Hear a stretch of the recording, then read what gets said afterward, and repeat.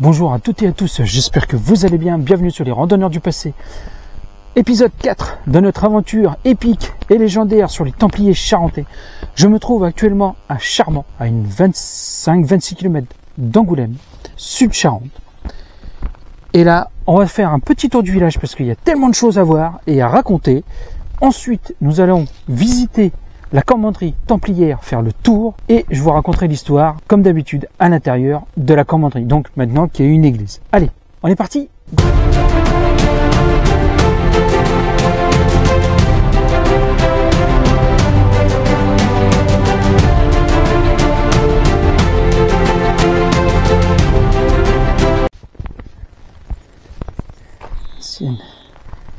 N'est-ce pas, nous sommes accueillis par la Vierge. C'est resté dans son jus.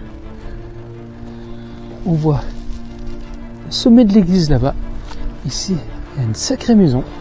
Allez, continuons par là. Ils l'ont fait Ouais. Ils l'ont fait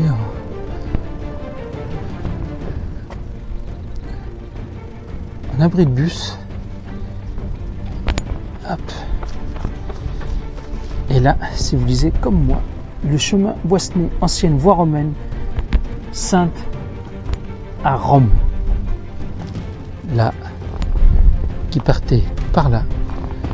Le chemin Boissenet, donc en fait, ce village était peut-être déjà là au temps des Romains. De toute façon, si, il y a une voie romaine qui passait ici, donc ici, il y avait des Romains. Et là, vous allez voir l'abri de bus qui est là, mais si vous regardez bien derrière, en fait, c'est le rempart. C'est le rempart qui doit être peut-être du XIIe siècle. Allez, on continue notre chemin. La mairie église. Allez, go! Une belle roue. Ah, super. Allez, on est parti.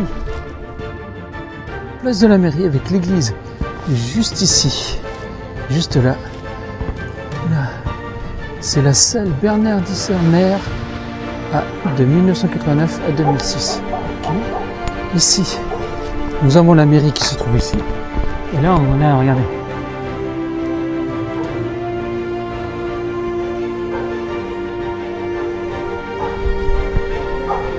Très belle vue, c'est vraiment charmant, hein. Le nom charmant, donc c'est peut-être pas, c'est pour ça qu'on lui a donné ce nom là. Allez, on...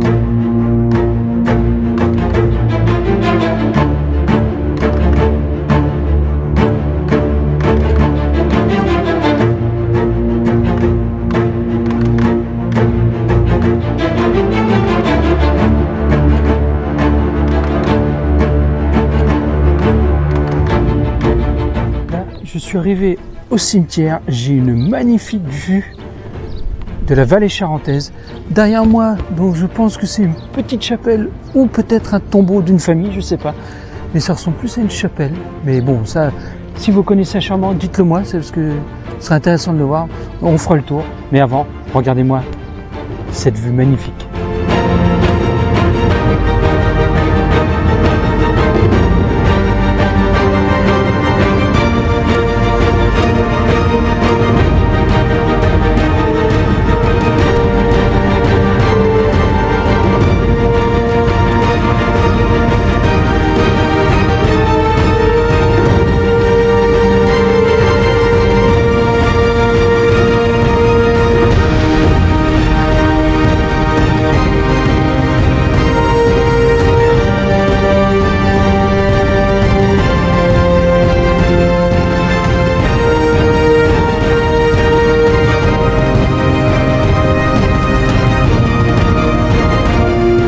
Elle date de 1852. Ah, c'est peut-être une famille qui est là. C'est peut-être un tombeau. Voilà. Allez, maintenant, dirigeons-nous vers la commanderie.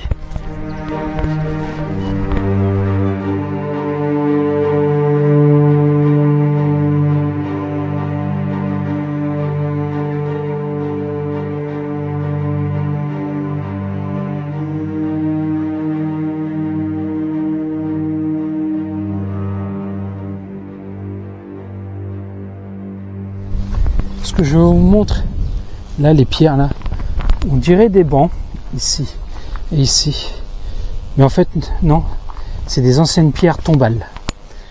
Allez, hop, et ben on fait le tour de la commanderie et ensuite on va à l'intérieur pour raconter l'histoire.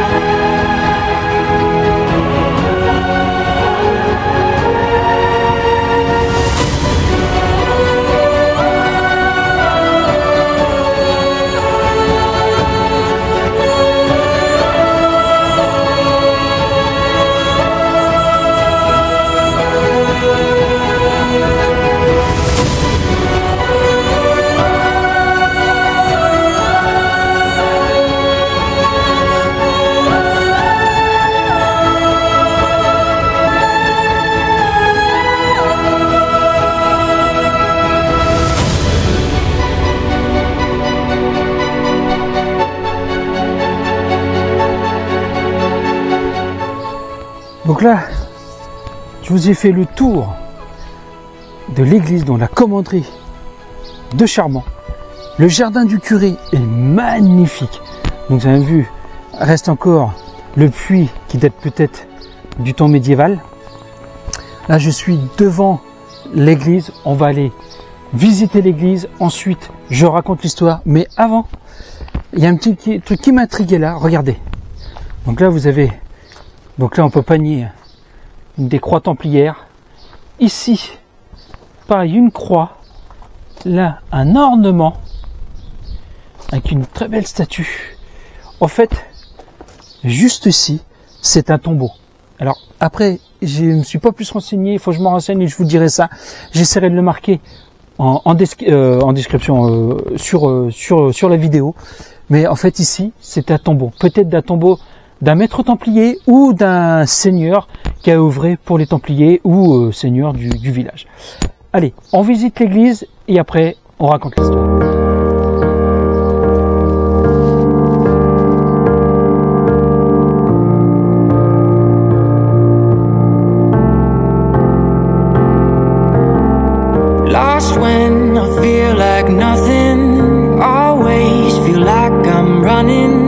both feel we're living worlds apart.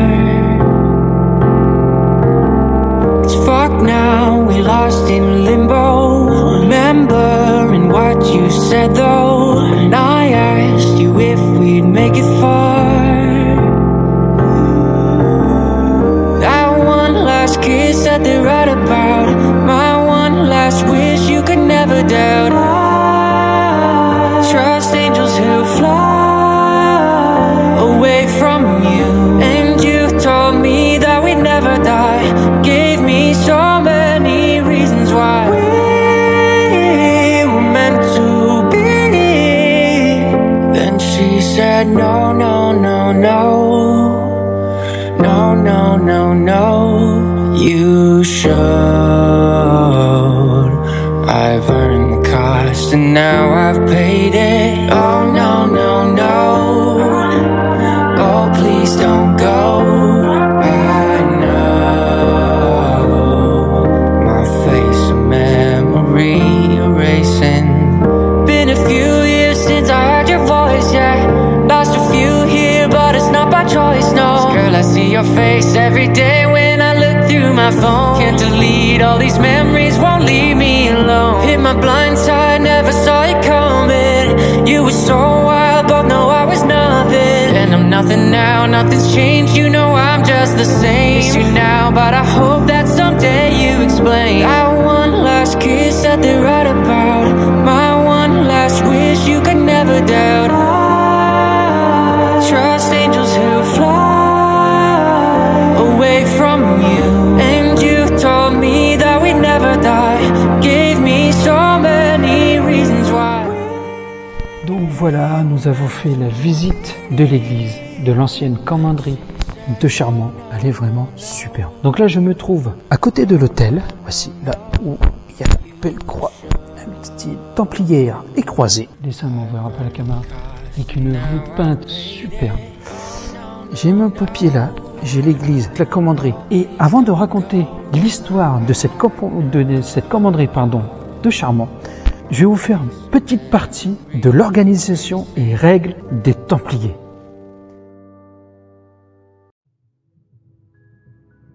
À la mort du duc de Payne en 1136, Robert de Craon prend la tête et pose les bases de l'organisation des Templiers. Il met l'accent sur les donations. Il s'adresse au pape Innocent II, qui leur accorde des privilèges avec la bulle Datum Optimum en 1139. Les Templiers sont exempts de la dîme.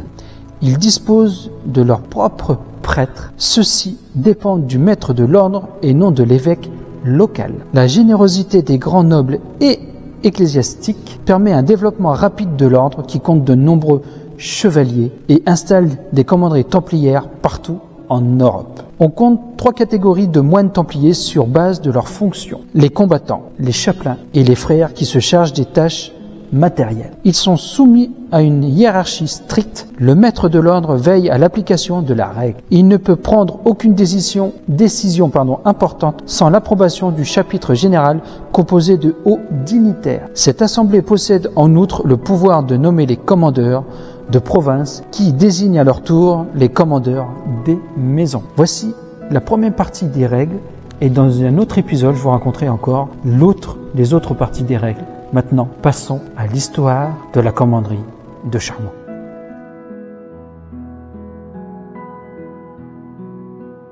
Alors, partons sur l'église elle-même. 2 campagnes distinctes peuvent être observées. Dans la première, on construisit la nef, ce qu'on voit derrière moi. Simple salle rectangulaire, couverte en bois et éclairée par des fenêtres en plein cintre. On voit là-bas, regardez, là-bas, tout là-bas.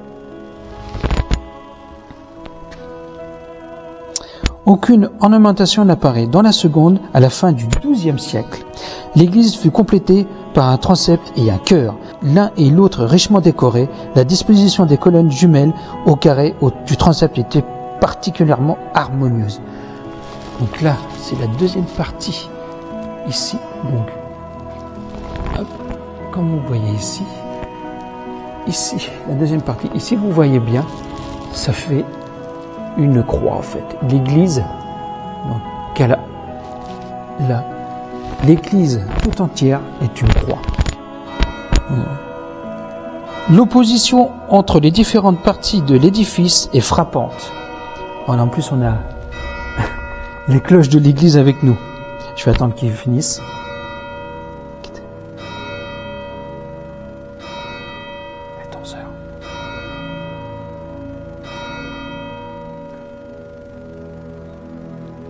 Je reprends. L'opposition entre les différentes parties de l'édifice est frappante. Il est donc possible d'admettre que primitivement, la nef reconstruite par les Templiers eux-mêmes leur est servie de chapelle et que, par dérogation, quand le sanctuaire devint commun à la paroisse, ces derniers consentirent à y ajouter un transept et un chœur conforme aux traditions locales. Donc en fait, comme je vous disais, faire une croix. La présence du clocher, comme au Grand Madieu, renforce l'hypothèse. Une confirmation particulièrement subjective nous est donnée lorsqu'on découvre à la façade des croix pâtées inscrites dans des cercles. Celle que je vous ai fait montrer juste devant l'église. Ces croix se voient sur les pilastres gauche du portail et sur le pied droit d'un enfeu qui n'est autre que celui d'un commandeur. Cet enfeu, entouré de cordons de palmettes, apparaît également à gauche de la façade. La présentation de ces croix est d'autant plus significative que leur dessin se retrouve fidèlement reproduit au mur de fond de la chapelle de Cressac, d'où nous parlerons plus loin. Des cercles crucifères se voient non seulement à Cressac à gauche de l'Oculus, mais encore à la chapelle des Templiers de Margrigne en Gironde, notamment près des piscines. La croix pâtée apparaît d'ailleurs sur quelques sceaux de l'ordre. D'autre part, si le rouleau supérieur reste nu, il n'est pas sans intérêt de découvrir à la voussure inférieure des cordons moulés s'ajoutent au rouleau, celui accompagnant cette voussure est orné de dents de scie. On en voit souvent sur les églises des dents de scie. Des grondons rappelant ceux qui ornent l'entrée du Saint-Sépulcre. Cette décoration rare sur les portails de nos églises n'est-elle pas de nature à rappeler ce prestigieux sanctuaire, avoisinant jadis l'une des plus importantes maisons de l'ordre. Tant d'évocations permettent donc de justifier la présence des Templiers à Charmant. Comme à l'habitude, le logis du gouverneur était situé près de la chapelle, donc juste derrière. Au nord, il a été intégré dans la construction d'un château construit pendant les dernières années du XVIe siècle. On peut y voir quelques vestiges, notamment un contrefort percé d'une ouverture étroite rassemblant à une meurtrière à la face septentrionale et une tour en encorbellement à l'angle nord-est. Maintenant, nous parlons de Charmant en lui-même. Donc, commune sur le canton de Villebois-la-Valette. Villebois-la-Valette, un magnifique château là-bas qui a appartenu, entre autres, aux Lusignans qui ont participé aux croisades et je pense qu'il y a eu un fort lien avec les Templiers. Charmant s'appelait avant Carmento en 1060-1075. Ensuite, de Carmant à Charmentis en 1117 et Charmant circulaire d'Angoulême. Charmant sentait à la fin 1405 et Caromentia, la hauteur amie, Caro, ami et Menti, grandeur, sont des termes des prénoms gaulois d'Autun. De Menti vient le français Mainte, Caratona, la rivière amie, la Charente. Charmant est sur une hauteur. On voit bien la hauteur de tout. L'église Notre-Dame entourée de tilleuls centenaires. Celle qu'on a vue, on voit juste à côté. Les Templiers avaient installé une commanderie tout en haut du village dont il reste quelques traces près de l'église, juste à côté. L'église appartenait, c'est bien eux qui l'ont construit aussi. Clocher gothique octogonal du XIVe siècle, détruit par un orage en 1843 et reconstruit. Ah mince! Les peintures murales qu'on voit juste au-dessus aussi de nous. Château de Charmant du XVIe et XVIIe siècle qui se trouve à côté. Fut le siège d'une commanderie de Templiers. Voilà. Bâtiment du XVIe siècle fait corps à celui du XVIIe siècle. Porte de linteau avec fenêtres jumelles décorées de beaux écussons entourés de pilastres. Façade ajourée d'une galerie à arcade à plein cintre, accostée d'une tourelle d'angle et encorbellement, arcade aussi sur le côté. Maintenant, on va passer à l'histoire, on va dire, du village de Charmant avant. Il faut monter pour arriver à Charmant, car le bourg est bâti sur un monticule qui domine une large étendue de pays. À 9 km de la Valette et à 20 d'Angoulême. Mais il faut savoir qu'avant, ce monticule-là, je pense, comme il y avait le chemin Boissenet, donc la voie romaine qui passait par là, qui avait peut-être un édifice romain. On se trouve à quelques distances d'une station de chemin de fer de Paris à Bordeaux. La paroisse dépendait de l'archiprêtre de Pérignac et le bourg actuel était possédé au XIIIe siècle par les chevaliers du Temple. Les bâtiments de la commanderie occupaient presque toute la crête du coteau. En fait, là où il y a l'église et tout autour, en fait tout le centre de Charmant appartenait aux Templiers. L'église était au centre. Elle est bien déchue de ses splendeurs. Première à avoir subi plusieurs remaniements, primitivement romane, elle ne garde guère de ce style que la coupole qui supporte le clocher et l'abside, très ornementée à l'extérieur et d'un style très sévère à l'intérieur. Le clocher était gothique, ce qui indique une construction postérieure. L'abbé Michon le signale comme l'un des plus beaux spécimens de l'art gothique dans l'Angoumois. Il se rapprochait beaucoup de la flèche de l'église de La Rochefoucauld et de celle de Cordelier d'Angoulême, donc l'hôpital. La foudre l'a détruit en 1843. Il fut alors reconstruit à peu près sur l'ancien modèle. Il est en pyramide octogonale. La voûte de l'abside est décorée d'une Assomption, peinture moderne qui fut exécutée le curé qui desservait la paroisse en 1823. Mais poussé par un sentiment de vanité ridicule, il a voulu léguer à la postérité le souvenir de la munificence. Son nom est écrit en lettres flamboyantes sur une banderole qui traverse le tableau. La nef n'a plus de voûte, mais un plafond en bois peint en gris. Là, celle qu'on voit ici. Les fenêtres très élevées ont l'air de meurtrières. La façade est un rectangle avec portail roman. On voit à droite les traces d'un tombeau de Templiers, c'est ce que je vais vous montrer tout à l'heure, indiqué par la croix de l'ordre sépulcre sur une des faces. Une superbe coquille naturelle sert de bénitier, la cloche est de 1780. Voici l'histoire de cette commanderie templière de Charmant. Et j'arrête ici. Je vous dis à très bientôt pour une nouvelle aventure de l'épopée légendaire des Templiers de Charente. Je vous dis à très bientôt. Abonnez-vous si ce n'est pas déjà fait. Commentez, likez, prenez soin de vous et de votre famille. Respectez la nature et les sites historiques. Et moi je vous dis à très bientôt. Ciao!